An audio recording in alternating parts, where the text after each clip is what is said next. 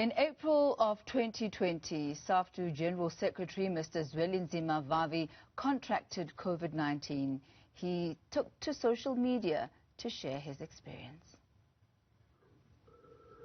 Corona have finally met its match. Stands no chance, none whatsoever. It's going to be defeated. It's going to be chased out of this body.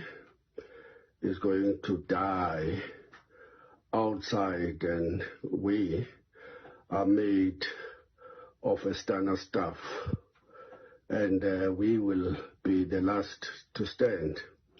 It will fall. It must fall. It will fall. It must fall. That was SA Federation of Trade Unions General Secretary Mr. Zwelinzima Vavi last year as he was working on his recovery. He joins us now to discuss the journey with us. A very good afternoon to you, Mr. Vavi.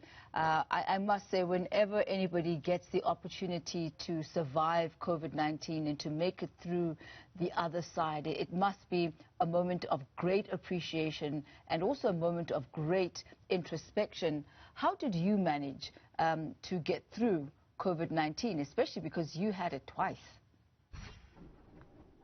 Well, I said right at the beginning that the greatest battles are fought in the mind. And if you can't win a battle in the mind, there's no chance that you can survive it physically. And I told myself right at the beginning that this is going to be a war. I will not give in. I'm going to be fighting every minute, every day. And indeed, with the massive support of the family, the trade union colleagues, the workers, the society as a whole, I survived because the fact that I came out in the open would have helped to gather these levels of numbers of people who were calling and sending WhatsApps and flooding my social media pages. And I think that's what helped me.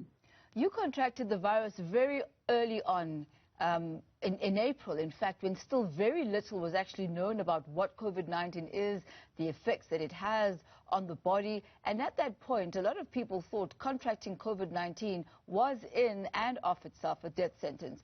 Were there no elements of fear? There was. When I was called, I remember the feeling at the back, spine going cold, and thinking that I'm going to be the next to die, because the predominant discussion at that moment was that this is a death sentence. You're going to have to die.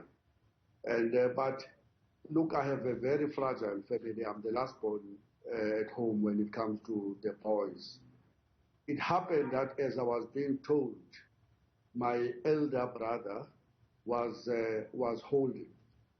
And I had to break the news to him. And there was no way I was going to make him panic and into thinking that I was going to die.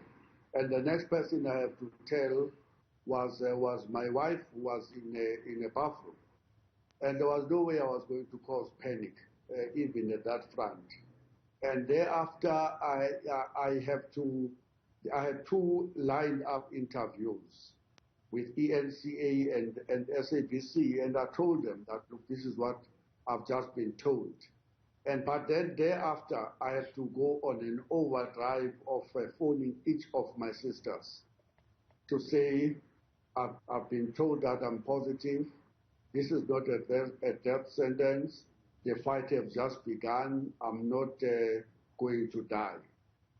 You can imagine if they were going to get that news from SABC or ENCA or any of the news agencies. And I know from my own battles politically that every time something like that happens to me in my family, one sister would later pass on, ended up in the hospital just to hear the fracas of the fight, the political fight in Kossatu at that time. So I knew that the lesson is to keep the family briefed all the time and give them the assurance that not everybody contracting the virus dies. In fact, many people, the overwhelming majority, survive. And the fact that I came out in public was important in my view because it sort of demystified, it sort of took the stigma away, and it sort of served as an education to everybody that the fight is on and you may be the next, but the important thing is that you must fight. And I'm happy that I came out in public to disclose, and I think that loads of people benefited from that. In fact, I became a counselor to so many family people I didn't know. People were calling to say, talk to my brother, my sister, my cousin in hospital, and you are a person that have survived this thing. They will hear it from you instead of us talking to them. And Mr. Vavi, I must say, I'm sure I speak on behalf of so many other South Africans. When we saw that clip of you sweating profusely and yet still speaking life to your situation, it really was quite a frightening sight to behold. Talk us through the symptoms that you exhibited and what you perhaps would say were some of the lowest points for you. Well, the lowest point which made me to be scared, honestly, was that chest, back problems and pains, which clearly came from the lungs, which when I went to that sweating period and to the hospital, I was told that there was a decline in the oxygen levels. That scared me because most of the people that die are those that get attacked through the respiratory system and the problems with breathing and all of that. It didn't come to that extent, but I could sense that my lungs were compromised. I could feel that when I do deep inhaling, there was a pain. That accompanied by an unbearable body pain.